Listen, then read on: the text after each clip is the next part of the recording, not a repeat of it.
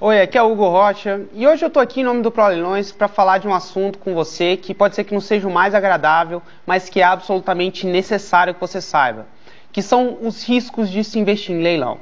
Então, o ProLeilões está aqui para ser o caminho entre você e arrematações bem-sucedidas em leilões. E, portanto, você precisa saber exatamente tudo que está envolvido para que você se prepare corretamente e faça suas arrematações com toda a segurança. Então, vamos lá. Leilão de imóveis, na minha opinião, é a melhor forma que existe de se investir em imóveis, porque é o lugar onde você mais tem oportunidade de comprar um imóvel AVM, abaixo do valor de mercado. E ao comprar um imóvel AVM, você simplesmente não depende mais do mercado subir para ter lucro, ou seja, você está ganhando dinheiro na compra, pois você já pode ter a estimativa mais concreta possível de qual será o lucro do seu negócio, ao invés de ter que ficar lendo milhões de relatórios, fazendo cálculos malucos para tentar adivinhar o quanto o mercado vai subir. Mas comprar um imóvel nessa modalidade, assim como qualquer outra coisa que você for fazer na sua vida, envolve riscos. E você precisa conhecer esses riscos para saber como se preparar melhor para eles.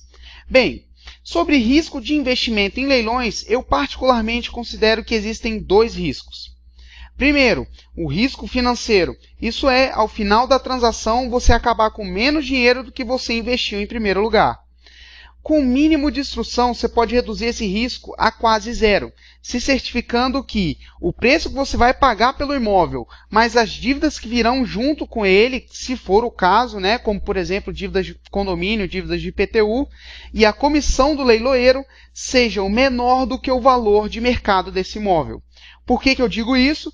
Pelo seguinte fato, de que se por quaisquer circunstâncias, e eu digo quaisquer, o leilão for anulado, você recebe todo o dinheiro que você deu pelo lance de volta e corrigido.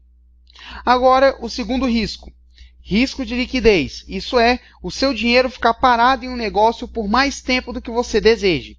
Isso pode acontecer, por exemplo, caso se arremate um imóvel e o devedor entre na justiça tentando impedir que você concretize a sua arrematação e essa ação demore para ser resolvida, fazendo com que o seu dinheiro fique parado enquanto isso, pois você não vai ter acesso ao imóvel que comprou. Conversando sobre isso com Sérgio Bastos, um advogado especialista em leilões, com mais de 12 anos de atuação especificamente nisso, ele me disse que, por experiência própria, em cerca de 20% dos casos, os devedores entram com pedido de anulação do leilão, mas somente 5% são anulados. Sendo que se o leilão é anulado, você como arrematante recebe o seu dinheiro todo de volta e corrigido. Agora, mais interessante é saber que, segundo a experiência dele, as duas maiores causas de anulação são: primeiro, o imóvel ser arrematado por um preço vil. Preço vil significa um preço abusivamente baixo, como, por exemplo, você pagar R$1.000 por um imóvel que vale 5 milhões. A lei não determina exatamente o que constitui preço vil, portanto, vai da interpretação do juiz e do tipo do leilão em si. Nos leilões da Caixa, por exemplo, recomenda-se não arrematar por menos de 60% do valor de avaliação do imóvel, mas esse valor ele pode variar para mais ou para menos. A segunda razão é haver algum erro no processo de execução do leilão, como, por exemplo, o devedor não ser devidamente notificado do acontecimento do leilão. As leis que regem cada tipo de leilão, elas estipulam uma série de regras que devem ser seguidas ao se executar um leilão. E se elas não forem devidamente seguidas, isso abre um precedente para o devedor tentar anular o leilão. E todas as informações sobre o processo e sobre o leilão em si são públicas e podem e devem ser consultadas junto aos leiloeiros ou aos fóruns judiciais que estejam promovendo o leilão. Resumindo, leilão tem risco? Assim como qualquer outro investimento, tem. Bem, se for parar para pensar, até a poupança tem risco.